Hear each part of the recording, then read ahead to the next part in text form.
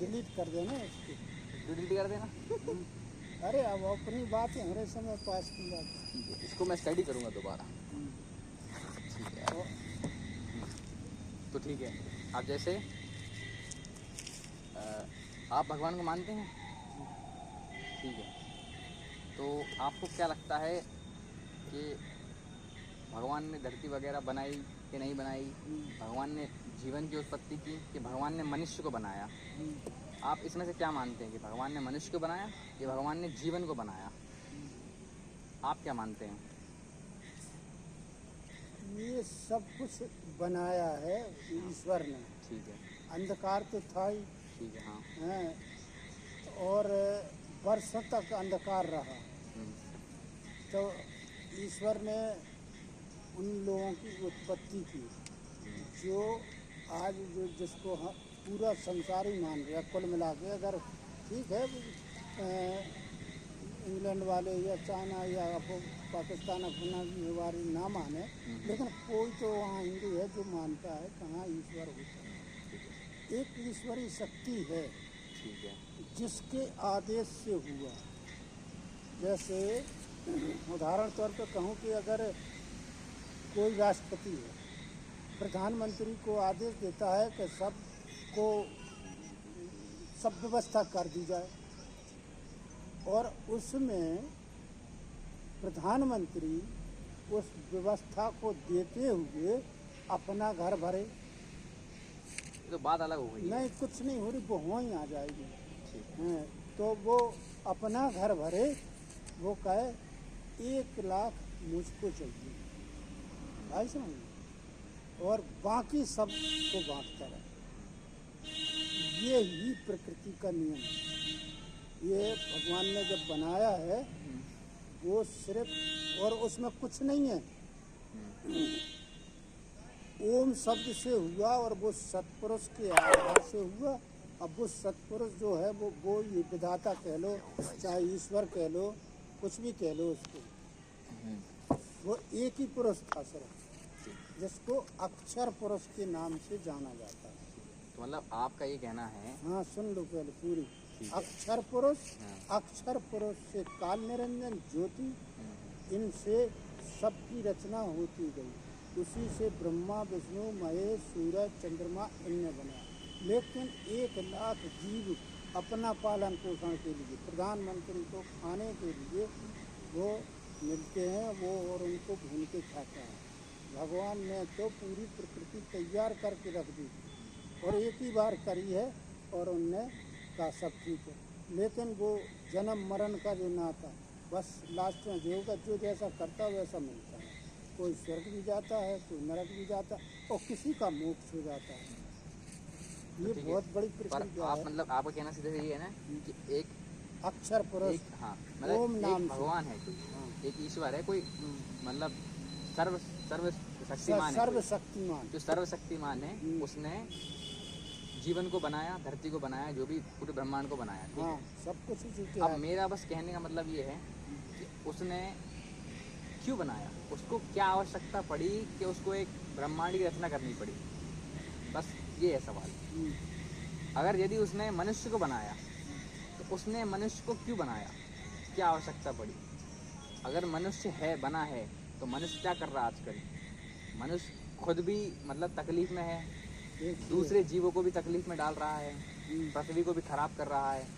तो मनुष्य को बनाया अगर तो क्यों बनाया? मतलब कुछ इस बात का कुछ मतलब नहीं निकलता कि जब वो सर्वशक्तिमान है, उसके पास मतलब अल्टीमेट पावर है, सर्वशक्तिमान है वो, तो क्यों बनाई धरती, क्यों बनाई ब्रह्मांड की रचना ही क्यों करी? सीधी सी बात है। कुछ नहीं करता, ऐसे अंधकार रहने देता ना। तुम्हारा कहने का मतलब ये था। कहने का मतलब यही है। अब मनीष जरा थोड़ा सा तुम भी ध्यान करो।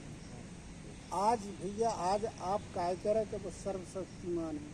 आप कह रहे कि कोई तो है जो इस दुनिया को चला रहा है। जी नहीं, मैं ये कह रहा हूँ कि आप ऐसा कह रहे हैं कोई तो सर्वशक्तिमान है जिसने धरती की रचना करी। हाँ। और मैं ये कह रहा हूँ कि अगर वो सर्वशक्तिमान है तो उसको क्या जरूरत पड़ी बनाने की? सही बात है। तो ये है सब अपना परचम फैलाने के लिए, मतलब आज उसका नाम ही नहीं लेता कोई। यार अगर सर्वशक्तिमान थे, जब कुछ था ही नहीं तो कौन नाम लेता, कौन क्या करता? ये धर्म, सनातनी धर्म के लिए इस तरह के काम किए जाते हैं जन कल्याण हेतु। कि जीव बना दिया तो जीव के लिए प्रबंध भी किया जाएगा, खाने पीने का सब कुछ करना पड़ेगा। देखिए बात क्या है, हाँ। बात ये है, आपने कहा कि उसका नाम रहेगा। भाई नाम किसके लिए रहेगा? जब वही सर्वशक्तिमान है तो उसको अपना नाम किसी और को बताने की ज़रूरत ही नहीं है ना। उसको अपनी पूजा करवाने की ज़रूरत तो है नहीं ना।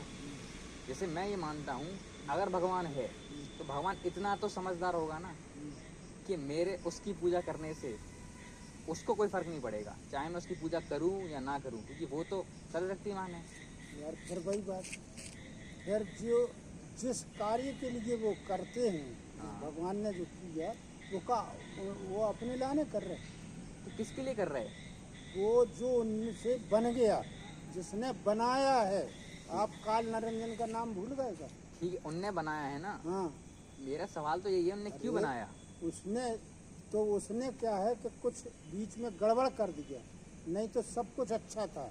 अच्छा हाँ, ठीक है। उसने बीच में गड़बड़ कर दिया। मैंने जो कहा कि प्रधानमंत्री को 1 लाख रुपए पर डे के चाहिए। अरे वो हटाओ। अरे उसने वो उसने क्यों नहीं, हटा? उसने गड़बड़ कर दिया कुछ। हाँ। उसने धरती की रचना कर दी गलती से। हाँ नहीं, अब हाँ करी तो सही थी, सतपुरुष के आदेश से ठीक, करी, ठीक। लेकिन वो अपने हित में करी, उस लोक तक पहुंचने नहीं दिया, ठीक है। उस परमात्मा तक, उस ठीक। हर जीव को पहुंचने का इसने यहीं पे ब्रेक लगा दिया। अब मेरा सवाल यही है हाँ। कि अब इतना हो गया, हम्म, जब वो सर्वशक्तिमान है हम्म, उसको इस बात का अनुभव तो हो, मतलब मालूम चल गया होगा ना कि ऐसा हो गया भाई कुछ। हम्म। ठीक है, तो वो सर्वशक्तिमान होने के बावजूद इस चीज़ को सही क्यों नहीं करता?